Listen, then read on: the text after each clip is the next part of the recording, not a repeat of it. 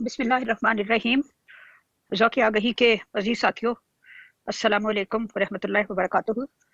जैसा कि आपने अनाउंसमेंट में देख लिया होगा, आज का प्रोग्राम हमारा एक इल्मी प्रोग्राम है जिसका मौजू है जमात अहमदिया यूटोपिया से डिस्टोपिया क्यों बन गई। यूटोपिया एक्चुअली ये लफ्ज़ जो है वो यूनानी ज़बान का लफ्ज़ है और ये एक यूटोपिया एक मिसाली मुआशरे का आप उसको ख्वाब कहें या सुराब कहें, जो कि हकीकत में कभी भी ज़हूर में नहीं आता।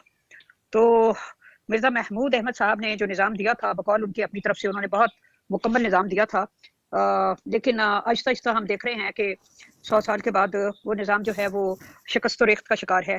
तो हमें देखना है कि इसकी वजूहात क्या क्या थी। तो हमारे मोहतरम मेहमान जनाब अकबर चौधरी साहब इस मौजू पे अपनी प्रेजेंटेशन पेश करेंगे और जहाँ ज़रूरत होगी तो मैं उनसे सवाल कर लूँगी। शुक्रिया। जी मोहतरमा, अस्सलाम वालेकुम। बहुत अच्छा आपने टॉपिक चूज़ किया है। इस पे बड़ा सोचने का जो है वो मौका भी मिला और थोड़ी रिसर्च का मौका भी मिला। और आपने असल में मैं वो खुशामद नहीं करना चाहता, मगर आपने मसले को जड़ से पकड़ा। और ये जो जड़ है इसके ऊपर थोड़ा सा गौर करते हैं। जिस तरह आपने कहा कि ये लफ्ज़ कहाँ से आया, मैं भी थोड़ी सी इसकी थोड़ी जो मैंने तहकीक की है उसके बारे में कुछ आपके साथ शेयर करूँगा, अब आपके साथ शेयर करूँगा। और उसके बाद थोड़ी सी अपनी राय दूंगा और इंशाल्लाह जो है हम आगे ही के सफ़र में आगे चलते रहेंगे।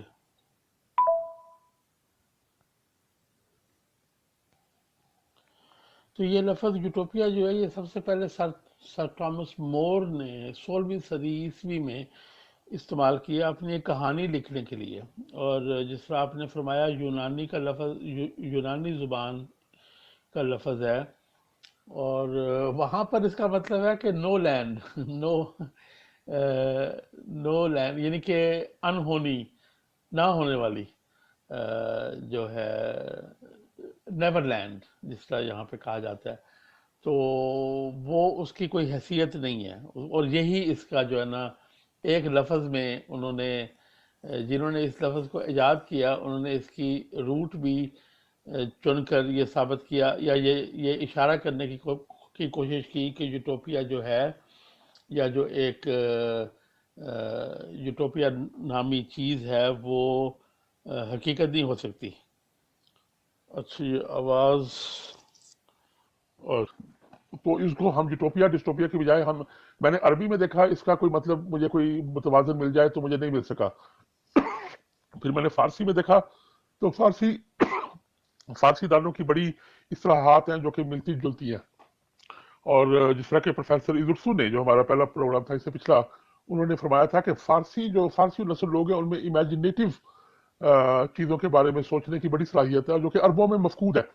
कि अरब लोग सिर्फ ऑब्जर्वेशन में इंतहा का कमाल रखते हैं, यानी कि एक दरख्त के 20 नाम रख देंगे या एक पत्थर के 20 नाम रख देंगे, मगर वो इमेजिनरी चीज़ें और जो तखयलाती चीज़ें हैं उनमें वो कासिर है।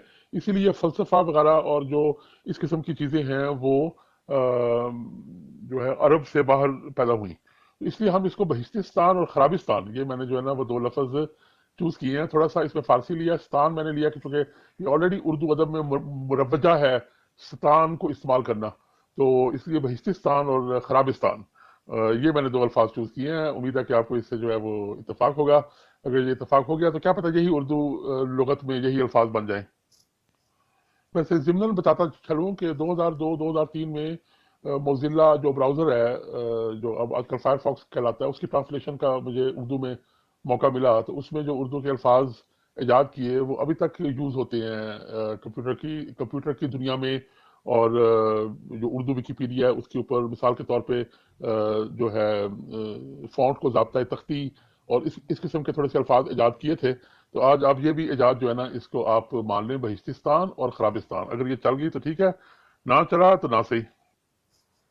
जी जी, क्रिएटिव जहन रखने वाले लोग जो हैं वो ज़रूरत के मुताबिक अल्फाज ईजाद करते रहते हैं। मुझे याद आता है कि फैज़ साहब ने भी पत्तों का जो ढेर होता है ना, खुश्क पत्तों का, उसके बारे में पतावर का लफ्ज़ ईजाद किया था और उसको कहीं शायद किसी शायरी में इस्तेमाल भी किया था। इस तरह और भी बहुत से शुअरा ने इस तरह के लफ्ज़ इस्तेमाल ईजाद किए। आई मीन, तो ये होता रहता है ज़ुबानों में, लफ्ज़ नए नए ईजाद होते हैं। हमें माजी के मुफक्किरीन में और جو لکھنے والے ہیں ان میں یہ چیز نہیں ملتی سر ٹامس مور سے پہلے. مگر حیرانی مجھے یہ ہوئی کہ مجھے امام غزالی کی کتاب ہدایہ میں جو ہے وہ ذکر ملا ایک یوٹوپیا کا. مگر انہوں نے جس حساب سے انہوں نے یوٹوپیا کا ذکر کیا، اب امام غزالی کی کتابیں جو ہے وہ پڑھنے میں تو بہت مشکل ہے، مگر کچھ ان میں جو ہدایہ کتاب ہے ان کی وہ بڑی اچھی ہے، تو وہ پڑھنے کا تھوڑا سا مجھے موقع ہوا. تو وہ اس کے اندر انہوں نے کہا ہے کہ ایک آئیڈیل سوسائٹی بنائی جا سکتی ہے جو کہ ایتھکس، پالیٹکس اور ریلیجن پر بیسڈ ہو، یعنی کہ دین پر، سیاست پر اور ایتھکس جو ہے اخلاقیات کے اوپر منحصر ہو. تو بڑی دور رس بات کی انہوں نے، جو کہ آج کے دور میں بھی جو ہے جو آج کے دور میں بھی لاگو ہے. یعنی کہ یہ تین ہی اجزاء ہیں جن سے کہ حکومت بنتی ہے، دین اور سیاست اور اخلاقیات. تو مگر اب یہ امام غزالی کی اس بات کو آپ یوٹوپیا کہہ سکتے ہیں؟ نہیں، میں نہیں سمجھتا. میرے خیال میں انہوں نے آئیڈیل اسٹیٹ کا جو ہے ہمیں مفہوم دیا تھا، جو یوٹوپیا کا کانسیپٹ ہے وہ اس پہ لاگو نہیں ہوتا. تو اس لیے ہم اس حوالے کو فی الحال سائڈ پہ رکھتے ہیں، مگر اس کو میں مزید پڑھتا رہوں گا، اس کے اوپر انشاءاللہ کبھی پھر جو ہے وہ پروگرام یا کوئی گفتگو ہوگی. تو اب جب ہم دیکھتے ہیں کہ سر ٹامس مور جو ہیں انہوں نے 16ویں صدی میں اس کا ذکر کیا تھا، اس وقت انڈسٹریلائزیشن شروع ہو رہی تھی، یعنی کہ صنعت کاری جو ہے وہ مغربی معاشرے میں شروع ہو رہی تھی. تو اس وقت جو ہے انسان کی جو اقدار ہزاروں سالوں سے چلتی آ رہی تھی اس کو دھچکا پہنچ رہا تھا، یعنی کہ دنیا کی ترتیب جو ہے وہ ختم ہو رہی تھی. اس کے بعد میں مختصراً چلتا ہوں اس کے آگے. کارل مارکس نے جو ہے نا وہ سب سے بڑا دھچکا انسانیت کو لگایا. اگر آپ فکر کی دنیا میں ہوں یا سیاست کی دنیا میں ہوں تو کارل مارکس نے جو کمیونزم تو اس کے بعد آئی ہے، جو اس نے ڈاس کیپیٹال لکھا ہے جس کے اندر اس نے کیپیٹلزم اور انسانوں کے حقوق لکھے ہیں، وہ ایک اگر میں کہتا ہوں کہ اگر ختم نبوت نہ ہوتی تو کارل مارکس شاید جو ہے وہ کوئی دعوی شعوی کر دیتا. یہ میں مذاکن جو ہے نا وہ کہہ رہا ہوں، یہ مذاکن کہہ رہا ہوں، مگر کارل مارکس بہت عظیم انسان تھا. مگر جو وہ غلطی کر گیا نا، وہ یہ کر گیا کہ انسانی فطرت کے خلاف وہ اپنے جو ہے وہ فکر دے گیا. مگر کارل مارکس کے فکر کے نتیجے میں بہت سارے جو لوگ تھے انہوں نے جو ہے اس کو آزمانے کی کوشش کی. اس میں روس شامل ہے، اس میں ہٹلر شامل ہے. تو ہم ان کا تھوڑا سا ذکر کر کے تو پھر ہم آگے چلیں گے انشاءاللہ. تو یہ آپ دیکھیں کہ کارل مارکس نے جو کہا کہ جو کیپٹل ہے اس کا مقصد اور ہوتا ہے، یعنی کہ جو استعماری نظام ہے، پیسہ جس کے پاس ہے اور جس کے پاس صرف پسینہ ہے، ان کا آپس میں تعلقات کیا. جتنی خوبصورتی سے اس نے وہ تعلقات کا اظہار کیا وہ بہت کم تاریخ میں دیکھنے میں ملتا ہے. مگر اس نے جو غلطی کی وہ یہ کی کہ انسانی فطرت کے قریب تر کیا چیز ہے. تو یہاں پر ہم کمیونزم کا تھوڑا سا ذکر کرتے ہیں، اس کے بعد آگے چلتے ہیں.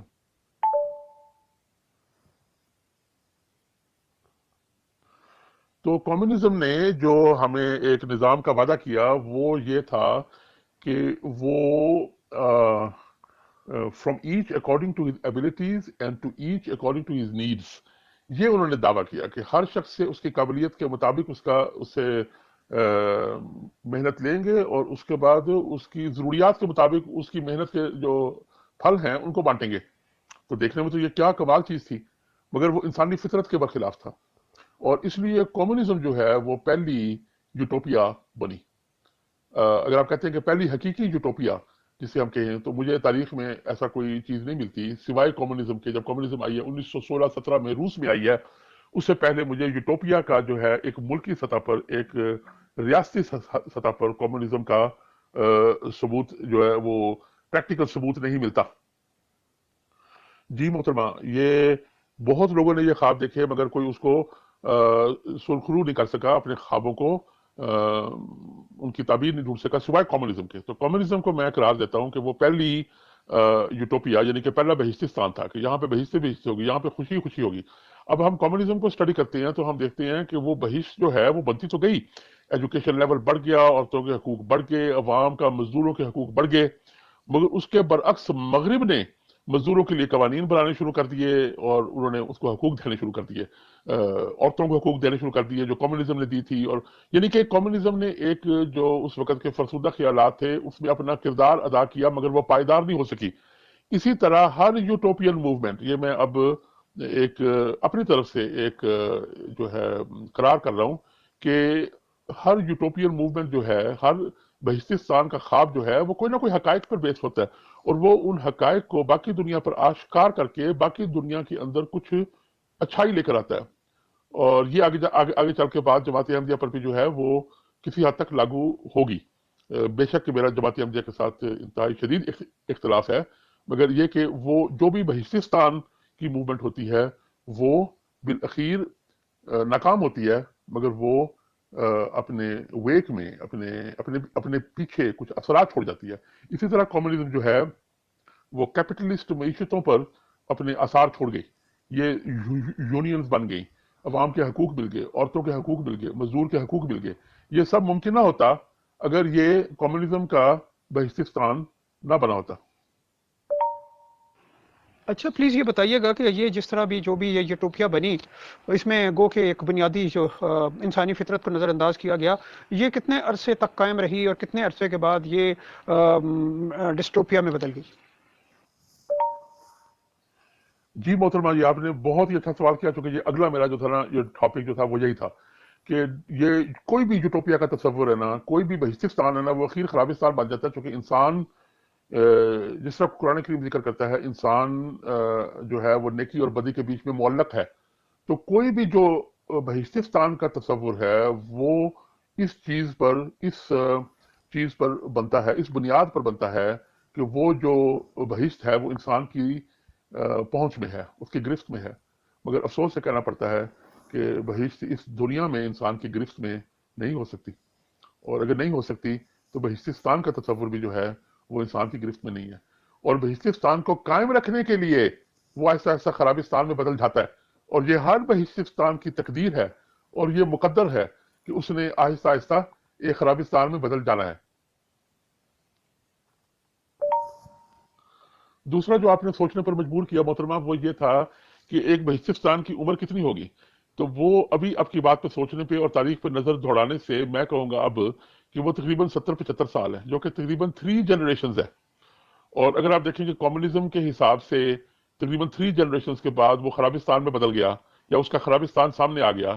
اسی طرح جماعت احمدیہ کا بہشتستان جو ہے وہ 70-75 سال کے بعد، یعنی کہ 3 جنریشنز کے بعد، وہ جنریشن جو اس کو قائم رکھتی ہے، وہ جنریشن جس کو کہ یاد رہتا ہے، اور پھر تیسری جنریشن جو کہتی ہے نہیں نہیں نہیں نہیں نہیں نہیں میں نہ مانوں. تو اس لیے یہ جو ہے نا 3 جنریشنز کا ابھی ہمیں تقریباً 200-250 سال کا تجربہ ہے بہشتستانوں کا. تو مگر اس کے اندر ہم یہ ایک اخذ کرنے میں جو ہے وہ تیار ہیں، اور شاید ہم پہلی دفعہ یہ بات کر رہے ہوں یہاں پر. جو یہ بات آج ہو رہی ہے اس کو آپ کم نہ سمجھیں، ہو سکتا ہے یہ پہلی دفعہ اس طرح اس پوائنٹ آف ویو سے، مذہبی پوائنٹ آف ویو سے اس کا تجزیہ جو ہے نا وہ ہو رہا ہو. تو روس کے بہشتستان کو، سوویت یونین جو تھا، اس کے بہشتستان کو قائم رکھنے کے لیے آہستہ آہستہ ان کو جو ہے باقی دنیا کو برا کہنا پڑا. تو جب بھی آپ بہشتستان کا خواب پورا نہ کر سکیں ان لوگوں کے لیے جو اپنے آپ کو بہشتی تصور کر چکے ہوں، تو پھر آپ کو ان کو دنیا کے سے دور کرنا پڑتا ہے. اس کو اب آپ دیکھیں کہ تاریخ میں آئرن کرٹن کے نام سے یاد کیا گیا ہے، لوہے کا پردہ. وہ لوہے کا پردہ جو ہے وہ سوویت یونین نے اپنے ارد گرد قائم کر لیا، صرف اس لیے کہ وہ لوگ جو اس کے اندر موجود تھے، جو اپنے آپ کو بہشتی سمجھتے تھے. اب یہاں پر بہشتی مقبرے کا ذکر بھی اسی کانٹیکسٹ میں آئے گا کہ جب وہ اپنے آپ کو بہشتی سمجھتے تھے تو ان کو جو ہے وہ باقی دنیا سے بچانے کے لیے، باقی دنیا سے پردہ ڈالنے کے لیے، باقی دنیا جو نارمل دنیا ہے، اور یہ اللہ کی تقدیر ہے کہ دنیا نارمل رہے گی، کچھ اکثریت دنیا کی جو ہے وہ نارمل رہے گی، تو وہ اس کے لیے آپ کو ایک پردہ ڈالنا پڑتا ہے.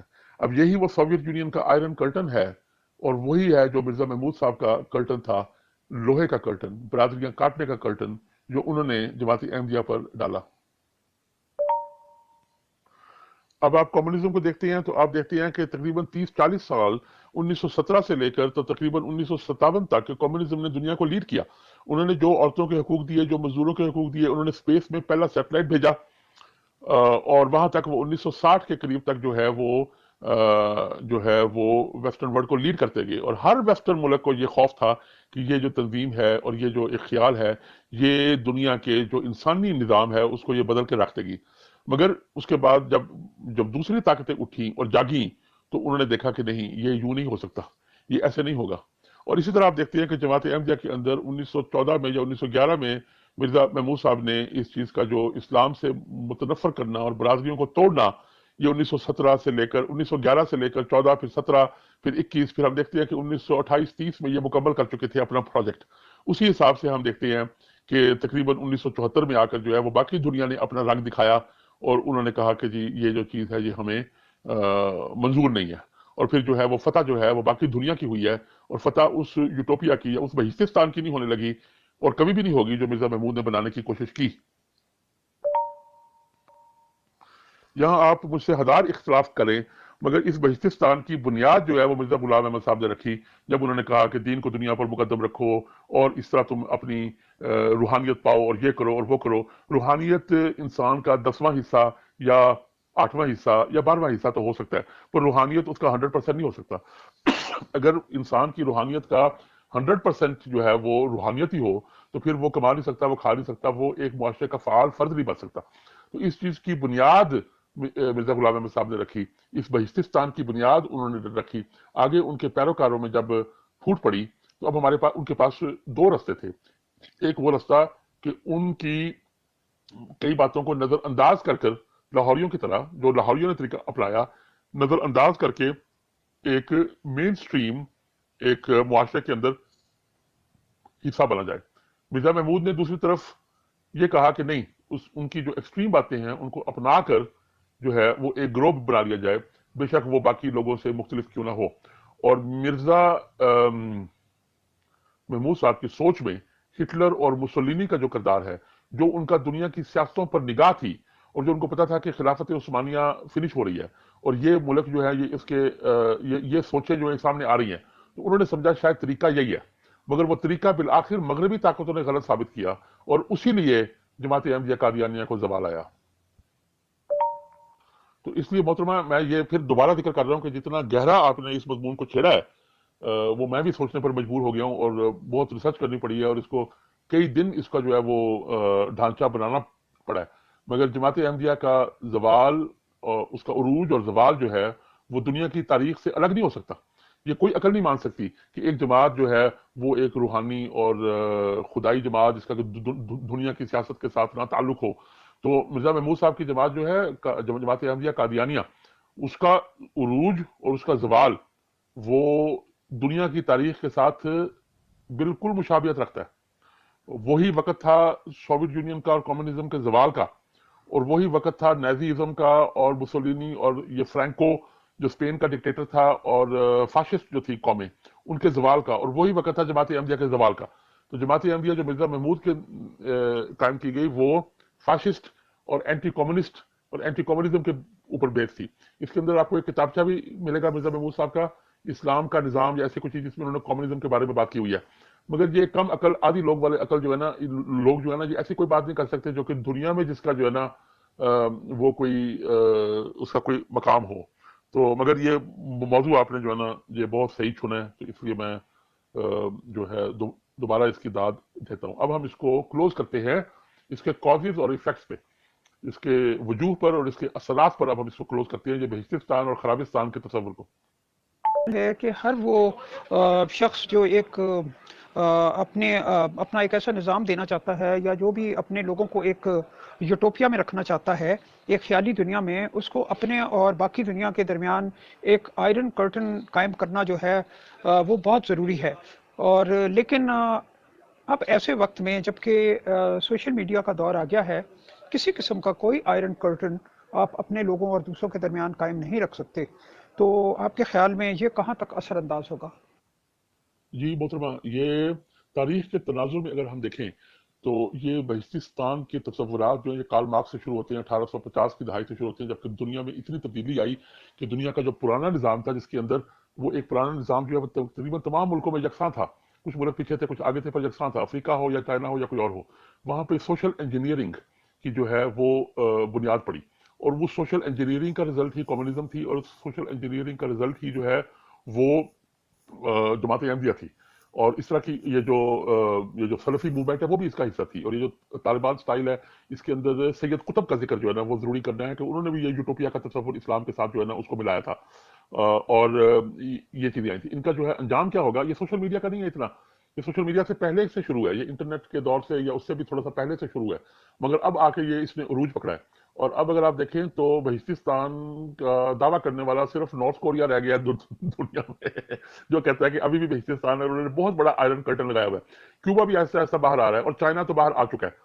تو اور روس بھی جو ہے وہ اب اپنا جو ہے بہت حد تک باہر آ چکا تھا. اب یہ یوکرین کے ساتھ جو جنگ ہے وہ اس کو جو ہے وہ رکھے ہوئے ہے. مگر یہ بلوچستان کا جو تصور ہے یہ اب دنیا میں نہیں چل سکے گا، یہ حتمی ہے. آپ کو حافظ صاحب کبھی موقع ملے تو شمالی کوریا کا جو سسٹم ہے اس کو بھی دیکھیے گا، یا ہو سکتا ہے آپ کو آلریڈی پتا ہو. میں نے ایک سال پہلے شمالی کوریا کے بارے میں کافی کچھ دیکھا تھا، تو تب مجھے اندازہ ہوا تھا کہ شمالی کوریا میں کوئی انٹرنیٹ نام کی کوئی چیز ہی نہیں ہے.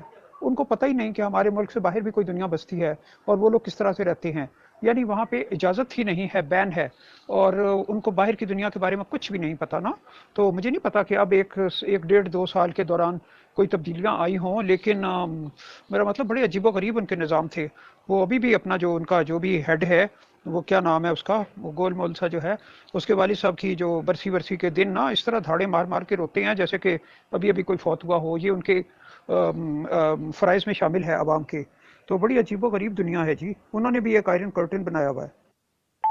محترمہ یہ آپ کے سوال سے پہلے میں جواب دے چکا، نارتھ کوریا کا حوالہ دے چکا کہ اس وقت جو ہے میرے ایک دوست ہیں جو وہاں پہ رہ کے آئے ہیں 2-3 سال، تو ان سے مجھے فرسٹ ہینڈ انفارمیشن ملی ہے. اور میری جو بیٹی ہیں وہ آج کل ساؤتھ کوریا میں 1 سال کے لیے ٹیچنگ کے لیے گئی ہوئی ہیں، اور وہ بھی نارتھ کوریا کے بارے میں ان سے بھی تھوڑا بہت معلومات ہوئی ہیں. تو یہ جواب میں آپ کے سوال سے پہلے ہی دے چکا. بالکل درست فرمایا آپ نے.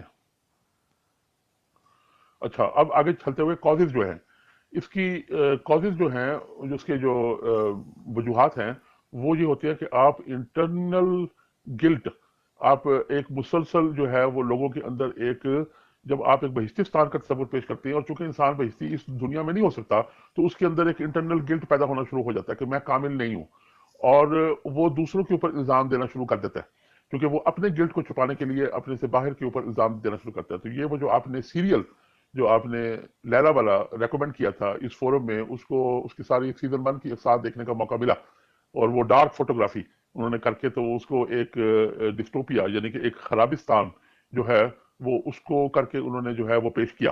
تو یہ آہستہ آہستہ ہر بہشتستان جو ہے وہ خرابستان میں تبدیل ہونا اس کا مقدر ہے، اس سے وہ بچ نہیں سکتا، کیونکہ قرآن کریم کے اندر اور انسانیت کی تاریخ کے اندر اور انسانیت کے تمدن کے اندر اچھائی اور برائی اکٹھے رہتے ہیں، ایک ساتھ رہتے ہیں. اور کسی حد تک پاکستان کا بلوچستان ہونے کا تصور بھی اس کے ساتھ تھوڑا سا تعلق رکھتا ہے، اس میں بعد میں آؤں گا. مگر یہاں پر یہ آپ دیکھ لیں کہ یہ بات مرزا غلام احمد صاحب سے شروع ہوتی ہے. تو مرزا غلام احمد صاحب کا جو ہے وصیت کا نظام، یہ بھی بلوچستان بلکہ بہشتی مقبرہ جو ہے، اس لیے بلوچستان کا لفظ جو ہے وہ نہایت موضوع ہے. پھر عاجزی انکساری، جھوٹے ہو کر سچے ہو کر جھوٹوں کی طرح تذلل اختیار کرو، یہ وہ کانسیپٹ ہے. دین کو دنیا پر مقدم رکھو، یہ وہ چیزیں ہیں کہ جس میں آپ لوگوں کو اس قابل نہیں چھوڑتے کہ وہ دنیا میں زندہ رہ سکے. تو جو مین سٹریم دنیا ہے اس سے آپ نے لوگوں کو الگ کرنا شروع کر دیا. اب یہی وہ وقت ہے 1850 کارل مارکس کے بعد، جبکہ یہ سوشل انجینئرنگ جو ہے وہ شروع ہو رہی تھی. اس کے بالمقابل دیکھیں کہ سر سید احمد خان صاحب جو ہیں یا علامہ اقبال ہیں، انہوں نے دنیا کے حقائق سے اور اس کی مجبوریاں اور اس کی جو مسائل ہیں ان سے انکار نہیں کروایا. تو یہاں سے وہ جو ہے وہ بنیاد پڑتی ہے. پھر آہستہ آہستہ یہ جو بلوچستان ہے یہ کیا روپ اختیار کرتا ہے؟ جی، آہستہ آہستہ یہ جو ہے کچھ لکھا نہیں جاتا، لوگ خوفزدہ ہو جاتے ہیں، لوگ بین السطور پڑھنا شروع کر دیتے ہیں کہ کیا ہوگا کیا نہیں ہوگا. پھر سیکیورٹی پہ فوکس، آئرن کرٹن بن جاتا ہے، اور ہر ایک دشمن ہوتا ہے. آپ کے باہر لوگ جو ہیں وہ دشمن ہوتے ہیں. اب اسی طرح میں اگر اپنا بچپن یاد کرتا ہوں چرام نگر میں روا میں، تو یہ ریل کی پٹڑی ہے، اس سے آگے غیر احمدی لوگ رہتے ہیں. اب ہماری وہ دودھ دینے والی آتی تھی مائی بکھی، مجھے ابھی تک وہ یاد ہے، وہ ساتھ والے گاؤں سے آتی تھی، اس کو کوئی فرق نہیں پڑتا کہ احمدیت کیا ہوتی ہے. وہ جانگلی گاؤں تھا. یہ جانگلی ایک جھنگ کے علاقے کے، سرگودا کے علاقے کی قوم ہے، اور وہ کالے کپڑے اور نیلی وہ پہنتے، کالی شرٹ اور نیلی دھوتی پہنتی ان کی عورتیں. تو وہ مائی بکھی جو ہے کسی اور کے بھی آتی ہو گھر میں تو وہ بتا دیں، وہ مائی بکھی بڑے محلوں میں وہ پھرتی تھی اپنا دودھ بیچنے کے لیے. تو ہم اس کو ایک غیر سمجھتے تھے. ہم ربوہ کی حدود کو ایک غیر سمجھتے تھے. ٹرین کی پٹڑی کے اندر جو لوگ آباد تھے وہ غیر احمدی تھے. تو ہر قسم کا غیر کا تصور جو ہے نا وہ ہمیں یہاں پر دیا جاتا ہے، کچھ لکھا نہیں جاتا اور اس کو بین السطور جو ہے وہ بیان کیا جاتا ہے. اب یہاں پر میں یہ بتاتا چلوں کہ بہشتستان قائم کرنے والے لوگ یا تو ظالم ہوتے ہیں اور یا وہ بڑے نیک غرضی کے ساتھ سمجھتے ہیں کہ ہم عاقل کل ہیں. تو یہ آپ دیکھ لیں کمبوڈیا میں، ویتنام میں، نارتھ کوریا میں وغیرہ وغیرہ، یا تو اپنے آپ کو عاقل کل سمجھ لیں گے، اپنے اندر عقل کل سمجھ لیں گے، یا وہ ظالم ہوں گے. اور یہاں جماعت احمدیہ میں ہمیں دونوں کی یہ ملتی ہے کہ وہ عقل کل ایسا ظلم میں تبدیل ہو جاتی ہے. اور جب آپ لوگوں کے دماغوں کے ساتھ کھیلتے ہیں، تھامس جیفرسن جو ہے امریکہ کا جو بانیوں میں سے ایک ہے، اس نے یہ کہا تھا کہ آئی ہیو ایٹرنل اینمیٹی، کہ میری دائمی دشمنی ہے ان لوگوں کے ساتھ جو انسان کا ذہن پہ قابو کرنا چاہتے ہیں. اسلام نے انسان کے ذہن پر قابو نہیں کیا، انسان کی فلاح چاہیے. اور اسی لیے جو بندہ بھی بہشتستان کا تصور لے کر آتا ہے اس کو اپنی ناکامیوں کو چھپانے کے لیے ظلم کرنا پڑتا ہے، اس کو اپنی عقل کل کی ناکامیاں چھپانے کے لیے ظلم کرنا پڑتا ہے. اور اسی طرح مرزا محمود نے اپنی ناکامیاں چھپانے کے لیے ظلم کرنا شروع کیا اور وہ آئرن کرٹن بنانا شروع کیا جو کہ 1930-32 میں آ کر مکمل ہو چکا تھا، یا مکمل تو نہیں، کسی حد تک وہ پہنچ چکا تھا. اور اس کا صرف ایک حل ہے، وہ ہے کہ وہ امرہم شورا بینہم، کہ مشاورت کے ساتھ. اور یہ یہاں پہ میں مرزا غلام احمد صاحب کو کریڈٹ دوں گا کہ انہوں نے بھی یہ کہا تھا کہ مشاورت کے ساتھ ہی جو ہے وہ آپ چلیں تو چلیں گے، نہیں تو آپ جو ہے مشاورت کے بغیر جو ہے یہ چیز مکمل نہیں رہتی. تو جہاں انہوں نے اس کی بنیاد رکھی، یہ میرا موقف ہے کہ آخری عمر میں ان کو اپنی غلطیوں کا احساس ہو گیا اور انہوں نے آخری 2-3 سال میں 1905 سے 1908 تک ان غلطیوں کا مداوع کرنے کی کوشش کی، مگر وہ کر نہیں سکے. اب ہم آتے ہیں اس کے اثرات کے اوپر. تو اثرات یہ ہوتے ہیں کہ انسان کو، جو بہشتستان کے باسی ہوتے ہیں، ان کو اپنا کردار جو ہے وہ بلڈ کرنے کا موقع نہیں ملتا، کیونکہ وہ ان کو یہ بچپن سے بتایا جاتا ہے. اور شکر ہے کہ ہم اس جنریشن میں شامل تھے، یا میں اس جنریشن میں شامل تھا جہاں ہمیں دنیا کی بدی کے بارے میں بتایا نہیں گیا. دنیا کی بدی کے بارے میں بتانا بھی ضروری ہوتا ہے بچوں کو. تو ہمیں یہ کہا گیا کہ آپ کے ارد گرد سب اچھے ہیں، یہ صدر محلہ بھی اچھے ہیں، اور یہ مولوی صاحب بھی اچھے ہیں، اور یہ بھی اچھے ہیں، اور یہ بھی اچھے ہیں. اور برے لوگ وہ ٹرین کے پرلی طرف رہتے ہیں یا اس گاؤں میں رہتے ہیں، وہ غیر احمدی ہیں. ٹھیک ہے، یہ لفظ غیر احمدی جو ہے یہی ایک بہت گندا لفظ ہے. ٹھیک ہے، اب آپ بھی کبھی سنیں گے غیر دیوبندی، غیر بریلوی، یہ چیز نہیں ہے، کیونکہ وہ بہشتستان نہیں ہے. یہ بہشتستان جو ہے یہ جماعت احمدیہ قادیانیہ نے قائم کیا، اور اس نے اس لیے قائم کیا کہ لوگوں کو اپنا کردار بلڈ کرنے کی ضرورت نہ پڑے. کردار کیسے بلڈ ہوتا ہے؟ کردار صرف بہشت میں ہوتا ہے؟ نہیں، کردار تو بلڈ ہوتا ہے جب آپ کو بدی کا سامنا کرنا پڑے، اور آپ اس بدی کا مقابلہ کیسے کرتے ہیں، اس سے آپ کا کریکٹر بلڈ ہوتا ہے. تو اس لیے جماعت احمدیہ کے جو اس وقت ممبران ہیں، اور وہ ایکس احمدی جو کہ نکلے ہیں، جو کہ ابھی تک نارمل دنیا کے اندر فنکشن نہیں کیا، انہوں نے اس کا حصہ بن کر نہیں کیا، وہ بھی اس کا شکار ہے. وہ ایک آئرن کرٹن ہے. وہ آئرن کرٹن جماعت کا تو چھوٹ گیا ہوگا، مگر انہوں نے اپنے گرد وہ آئرن کرٹن بھرایا ہوا ہے. اور ان کا کردار جو ہے وہ وہ جو شعر ہے کہ فرشتوں کے لکھے پہ پکڑے جاتے ہیں ناحق، کاش کوئی انسان میرا دم تحریر ہوتا. تو وہ جو فرشتوں والا تصور ہے، اس کی آگے میں آپ کو ایک اور مثال دیتا ہوں. جی بالکل، ان کا تو 14 لوگوں کی جو ایک انجمن انہوں نے بنائی تھی، اس سے ہی ظاہر تھا کہ وہ چاہتے تھے کہ لوگ مشاورت کے ساتھ چلیں. لیکن ایک چیز میرے ذہن میں آتی ہے کہ یہ جو ہوتا ہے، شاید قدرت کو یہ پسند نہیں ہے کہ انسان اس طرح کے نظام بنا کر لوگوں کے ذہنوں کو جکڑنے کی کوشش کرے. تو اگر تو وہ کسی ایک جگہ، شہر یا گاؤں یا بستی میں آباد ہوں، وہاں تو کوئی بھی ڈکٹیٹر ان کے ذہنوں کو اور ان کے خیالات کو، ان کے جسموں تک کو ہر طرح سے جکڑ سکتا ہے اور ان کے اوپر اپنی مرضی چلا سکتا ہے. اور لیکن پھر خدا تعالیٰ وہ سب کچھ توڑ دیتا ہے، جس کے نتیجے میں لوگ بکھر جاتے ہیں اور دنیا کے مختلف حصوں میں چلے جاتے ہیں.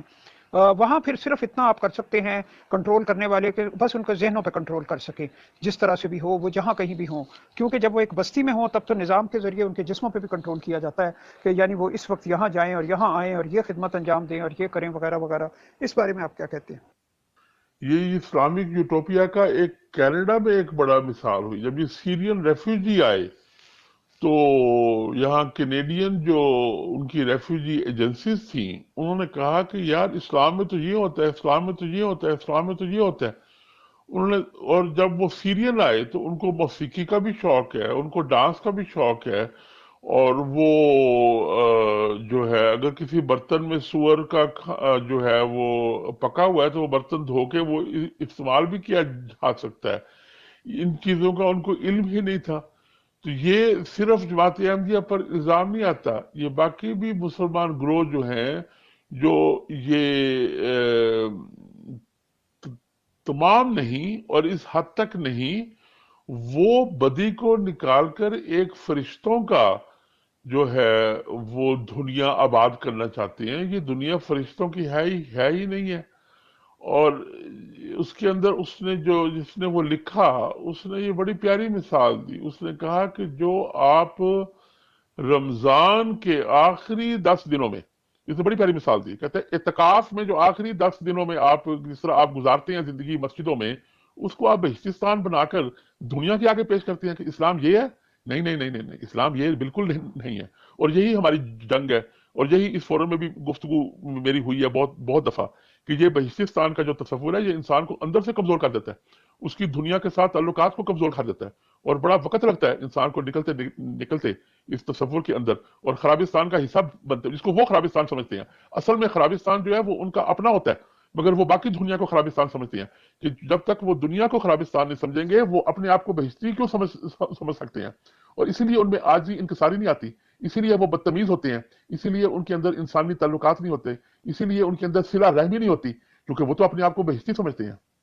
वहां फिर सिर्फ इतना आप कर सकते हैं कंट्रोल करने वाले के, बस उनके जहनों पे कंट्रोल कर सके, जिस तरह से भी हो, वो जहां कहीं भी हो, क्योंकि जब वो जी मोहतरमा, ये बहुत अच्छा पॉइंट आपने रेज किया। इसीलिए कादियान, इसीलिए रब्बा, इसीलिए पीस विलेज, इसीलिए ये सारी चीजें और तंजीमें बनती हैं कि एक बस्ती के अंदर इन लोगों को रखा जाए, क्योंकि इन लोगों को दुनिया का पता चल गया, इन लोगों को वाकई खराबिस्तान की हकीकत पता चल गई, तो ये बहिश्तिस्तान में नहीं रहेंगे।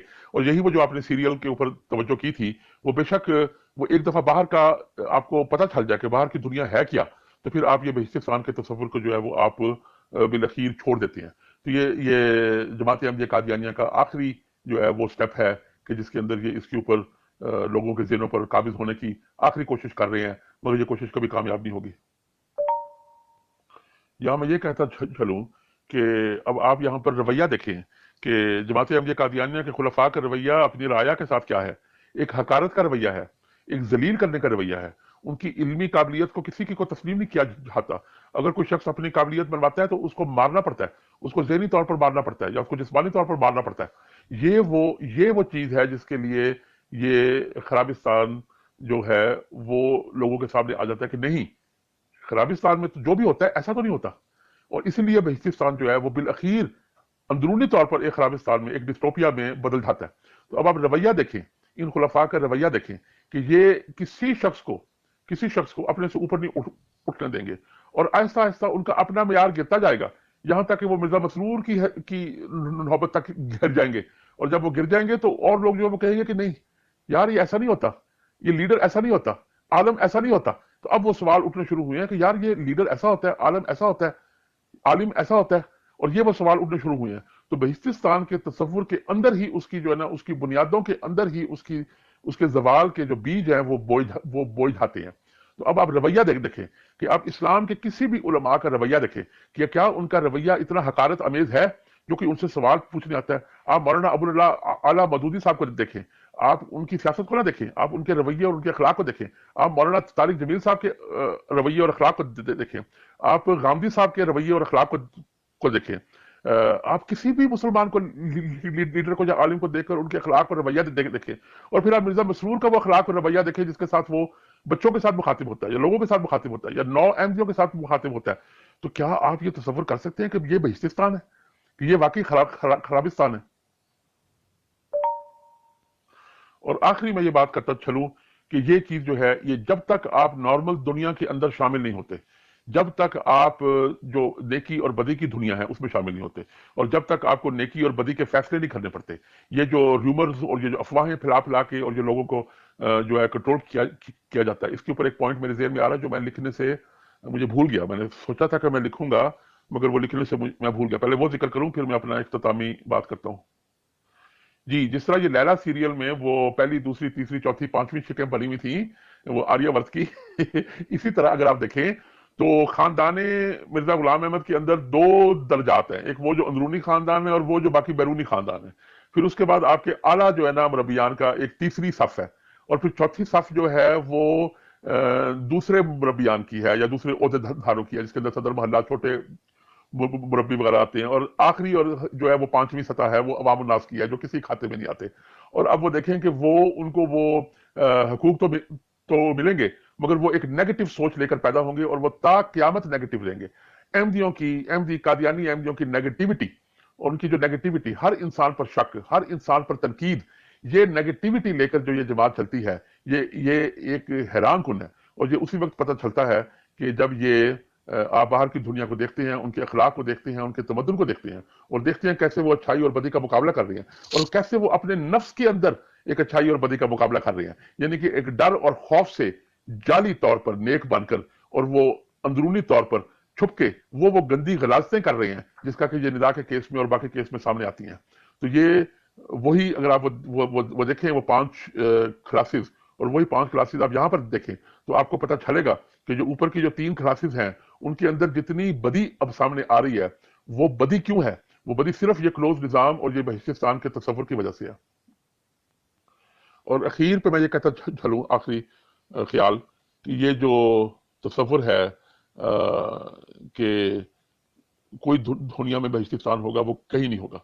और ये जो पाकिस्तान को खराबिस्तान कहने की बगैर जमात अहमदिया का तसव्वुर ही नहीं है, क्योंकि जब तक वो ये साबित नहीं करते कि पाकिस्तान एक नाकाम और खराब मुल्क है, वो अपने आप को कामयाब कैसे साबित कर सकते हैं। तो इसलिए वो उनको अपनी नाकामी छुपाने के लिए, अपनी नाकामी और अपनी दरिंदगी छुपाने के लिए, उनको पाकिस्तान या इंडिया या श्रीलंका या ऐसे मुल्कों को इंतहाई हकारत और इंतहाई गैर और इंतहाई खराब समझे बगैर वो उनका अपना अंदरूनी तस्कीन नहीं होती कि हम तो फिर भी इनसे सुपीरियर हैं। और जो भी एक्स अहमदी जो हैं वो इस जाल में फंसे हुए हैं कि हम ना इधर के ना उधर के, कसूर सिर्फ उनका अपना है कि उन्होंने उस खराबिस्तान का तस्वुर नहीं छोड़ा। उन्होंने बहिस्तान को तो छोड़ दिया होगा, मगर उन्होंने अगला भी बहिस्तान ढूंढने की कोशिश की है, और आगे उनको बहिस्तान नहीं मिलता, उनको खराबिस्तान ही मिलना है, उनको डिस्टोपिया ही मिलना है। उनको जो है वो मुकम्मल तौर पर खराबिस्तान तो ना मिले, मगर आधा तो मिलेगा। दुनिया का हर मुल्क जो है वो किसी हद तक डिस्टोपिक है, ये मगर मुकम्मल तौर पर नहीं है। जिस तरह हमें फिल्मों में दिखाया जाता है डिस्टोपिया, वैसा वैसा वैसा नहीं है, वैसा दुनिया तौर पर नहीं है। जिस तरह हमें फिल्मों में दिखाया जाता है डिस्टोपिया, वैसा वैसा वैसा नहीं है, वैसा दुनिया वैसी नहीं है। दुनिया में बदी है, बुराइयां हैं। अगर पाकिस्तान में बदियां और बुराइयां हैं तो वो लोग भी हैं जो उठकर खड़े होते हैं और उन बुराइयों के खिलाफ बोलते हैं। उस बहिस्तान का क्या फायदा जिसमें कोई खड़ा होकर बोल नहीं सकता? उससे अच्छा तो वो आधा खराबिस्तान है कि जिसके अंदर कोई खड़ा होकर बोल तो सकता है। ये वो शख्सी आजादी है जो आप इंसान से छीन नहीं सकते। ये ना कोई आज तक कोई जालिम, ना कोई सोशल साइंटिस्ट, ना कोई प्लानर, ना इंसान से छीन सका और ना उसने छीना। ये माओ से तंग नहीं छीन सका, ये लेनिन नहीं छीन सका, ये स्टालिन नहीं छीन सका, और ये फिडेल कास्ट्रो नहीं छीन सका, और ये आपका जो नॉर्थ कोरिया का किम इल सुंग था वो नहीं छीन सका। तो ये कैसे जमात अहमदिया कादियानिया इंसान से वो तस्वुर छीन कर और उसको खाली बाकी दुनिया को खराबिस्तान कहकर, डिस्टोपिया कहकर, जो है वो हर तरफ क्या वो मैं हूँ आफियत का हजार, ये बात तो वही से शुरू होती है ना, मिर्जा गुलाम अहमद से शुरू होती है। तो इस पर मैं अपनी बात को फिनिश करता हूँ। ये आखिरी मैसेज धब्बा हो गया। शुक्रिया बहुत बहुत, आपके सवालों का इंतजार रहेगा। मैं ये फोरम बाकायदगी से फॉलो नहीं करता क्योंकि वक्त की कमी होती है, मगर ये कि आप ये अगले 1-2 घंटे में जो सवाल होंगे उनका मैं इंशाल्लाह जवाब दूंगा। 5 तबकात का जिक्र कर रहे हैं यहाँ, 5 क्लासेस का। तो मैंने जब भी गौर किया है तो मुझे समझ आती है कि सबसे पहली जो सफ़ है ना वो तो जो इमीडिएट फैमिली है वो है। दूसरी जो सफ़ है वो मुफ्तियान, मुरब्बियान और इस तरह के जो बड़े बड़े तुरम खान वो हैं। तीसरी जो हैं वो जो जमात के अमीर लोग यानी कि जिनके साथ रब्ता रखना फ़ख्र का बायस समझा जाता है, वो और ओहदेदारान वगैरह हैं। चौथी जो है वो आम गली मोहल्ले के जो ओहदेदार होते हैं वो हैं। और पांचवी जो है वो आम आवाम है जिन बेचारों का कोई परेशान हाल नहीं, जिनको जो हुक्म दिया जाए उनका काम है समेना वाताना। जी मोहतरमा, आपकी ये 5 क्लासिफिकेशंस में थोड़ा सा इख्तलाफ मुझे हल्का सा है। वो ये है कि जो ख़ानदान का अंदरून है, और मुझे ये जमात से दूर हुए 20 साल से ऊपर हो गए, इसलिए मैं शायद जो कह रहा हूँ वो गलत कह रहा हूँ। मगर एक तो जमात का अंदरूनी सर्कल है, उसके बाद जमात का जो बैरूनी ख़ानदान का अंदरूनी सर्कल है, उसके बाद जो ख़ानदान का बैरूनी सर्कल है, जो बैरूनी धारा है, उसके अंदर वो भी कानून से बालातर हैं, और किसी भी कानून से बालातर हैं। उनकी कोई हैसियत नहीं होती ख़ानदान के निज़ाम में, मगर वो किसी भी कानून से बालातर होते हैं। इसी तरह वो जो अमीर लोग आपने जिक्र किया, मैंने उनको मिस किया, मगर उनको मैं ये नंबर 2 में शामिल करूँगा। नंबर 3 में वो आला मुरब्बियान और आला ओहदेदारान हैं, जो कि जमात ने जिनको वेट करके جن کو ویٹ کر کے، جن کا انہوں نے احتساب کر کے ان کو سوچا کہ یہ کبھی بغاوت نہیں ہاریں گے، مگر وہ کبھی بھی زیر عتاب آ سکتے ہیں، جس طرح کہ نسیم مہدی آ گیا، جس طرح کہ اور لوگ آگے، وہ زیر عتاب آ سکتے ہیں اور ان کو ڈسٹروائے کیا جا سکتا ہے۔ مگر جو صف دوم ہے، جو کہ خاندان کے بیرونی لوگ، یعنی کہ خاندان کے چھوٹے لوگ اور جو امیر لوگ ہیں، وہ کبھی بھی زیر عتاب نہیں آئیں گے۔ تو یہ فرق ہے دوسری اور تیسری صف میں، اور پھر چوتھی اور پانچویں میرا خیال ہے تقریباً میرا آپ کا جو ہے وہ ایک جیسا خیال ہے۔